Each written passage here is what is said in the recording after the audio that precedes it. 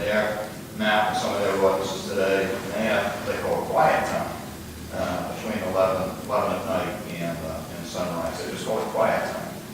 And I think that maybe that mentality needs to get plugged in here someplace. But in the generator world, yes, it's annoying to not only my guests, but to other guests. You could put quiet time into your marina without any help from us, correct? I'm sorry? You could institute a quiet time rule in your marina without any help from us, right? Yeah, I mean, certainly, our clientele, when they're done, they're done. And then I hang out the rest of the night doing whatever. But Please note this refers to portable generators, not the fixed generators. yeah, we have enough power alongside, so they don't need to run. They don't run the generators. We have plenty. We have 100 amp three-phase down there, so we can accommodate it. We can accommodate it. Okay, well, it's an interesting point. I guess what we should probably do is just see how it goes. And if we start having a problem, if the chief's not able to deal with a real issue, then we'll probably take it up again this time next year. As far as strollers, baby carriages, bicycles, and skateboards, I don't see that as our issue, do I? I don't think so. I mean, and I think there's a big distinction between strollers and baby carriages and skateboards. Skateboards are like if you lose your balance, you're in the water. Most of the time, your skateboard ends in the water when you are. Yeah, I think the But I issue hate to prohibit baby carriages and people eating ice cream with their kids. Why not walk down the pond? I think the issue is risk to others, and bicycles and skateboards can present risk to the other person. Strollers and baby carriages don't. That's the risk that the parent takes when they wheel their stroller out onto the dock, but they're likely not going to run anybody over. That's true. So I think they're very distinct issues, and I don't think you want to prohibit that the way you want to prohibit bicycles, skateboards, and such. Is there a skateboard ordinance? I'm not sure that's the chief about that. Is there a skateboard ordinance for the sidewalks or anything? I mean, they're not supposed to be doing skateboarding on the sidewalks, but Right. that's under, No there's no specific ordinance. ordinance type of skateboards. Well, yes. If I can just interject, on our piers at Connecticut Marine, we do restrict skateboards and skateboards for sure. Before we put signage up on skateboards, they would in fact skateboard down the gangways, and it was definitely That's allowed. now. In the bicycle world, we try to get them to walk their bikes. We try to intercept the kids at the head of the dock, because they will. That is, it can be a problem to cruise out to the end of the dock on a bike. And it just, if the dock's wide open, it's not a problem, but if there's people on the dock, it's definitely a problem. So I've seen your own guys running around in one of the Ego scooters out there too. On the dock. Oh yeah. We're not to help people with their We life. have our dock master has a scooter to be, so we can get from one side and bring them to the other. So that's why all the guys are thin. There are people with boats that have those, the portable bikes that you put on the boats that Sure. they bring onto the dock as soon as they're tied up. I don't know. I suggest we table this and think about it, but I can't see that we should or can really do anything about it right now. Okay, is everybody all right with that for the time being? How soon is, from our meeting with them about the ordinance and the plan, it seemed like they were asking us for a recommendation pretty soon, or they're just going to take action themselves. Do we feel that there's any time issues? Monday the 17th, they'll be action taken.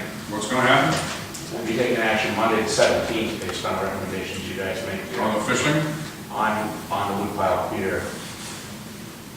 It'll be at the town council meeting on this Monday. Specifically the woodpile pier, or? Well, our concern at this point is the additional touch and go on the end. What are our operational parameters for that new touch and go? Yeah. That's been on the docket for the Harbor Commission for a number of months, and we want to get that addressed fairly soon so we have some operational guidelines. we realize it's probably not going to be a fishing pier, so it's intended to be boating, but we want to know about the fishing thing. We'll probably review this resolution, this is enforced now. We'll continue this as written unless you guys come forward with something different. It sounds like a fishing thing. You're going to maintain this one, so we'll just go forward with this one. But touch and go, the new touch and go, where there was a question as to whether we were going to continue with a 30-minute thing or have one side of 30 minutes and another side 2 hours or something. And that had been left up for discussion here at the Harbor Commission until before we got it, but we're getting into the boating season this month. And I think a decision has to be made. So this is the May meeting. We'll talk about it, make a decision on Monday. So your input on that would be desired. All right, well, let's go. You go. One thing, I did speak to Mike Ray, and he did want, I guess, well, since we're talking about Locust here, wanted to see if we wanted to make a motion in order to paint no fishing on the new touch and go. That's not for us to decide, that's for them to decide. We've discussed putting up, having some just signs made similar to the other signs. There's a sign when you go out to inboard touch and go. Right. It just says no fishing, swimming, or diving, I think. And I think on the outboard one, we'll probably put a similar sign to that. And I think we've talked already, the chief is already looking at that. I know I talked today with Bruce about that, having the sign, our sign guy up at the shed will build something along that line. So we want to mark that so it's no fishing. But the question is, Touch and go? the question is whether we create a sign that says there are limits on the time on that and how that's going to be handled. I know that the new touch and go, there was some discussion as to whether we would want to keep it and allow maybe I guess there's a northwest face and a southeast face. Maybe the northwest face would have a 2-hour limit and the southeast face would have a 30-minute limit, something along with whatever you guys, I'd like to hear some discussion on that. As to what might be reasonable from the Harbor Commission's point of view. I can give you some thoughts on that. I think one is that it's a very difficult thing to enforce anyway. And even though we currently on the existing touch and go have a 30-minute limit, there are boats that spend all night on that touch and go. I think through signage, give the impression that you could spend a substantial amount of time invites more of that abuse than less. And I don't think that a 30-minute sign, which to our sign is going to meter people's behavior any differently. So I would suggest leave it in at 30 minutes and enforcing it as best we can. And the people who are going to want to take advantage of that and come up for dinner are going to end up doing it. I've always wondered, Chief, what is our ability to actually enforce an overstay or someone who decides to tie up overnight? What can we do about it? What we do is look at the registration of the boat, we'll get the name of the person, we'll send them a summons. Have we ever done that? I mean, it sounds like...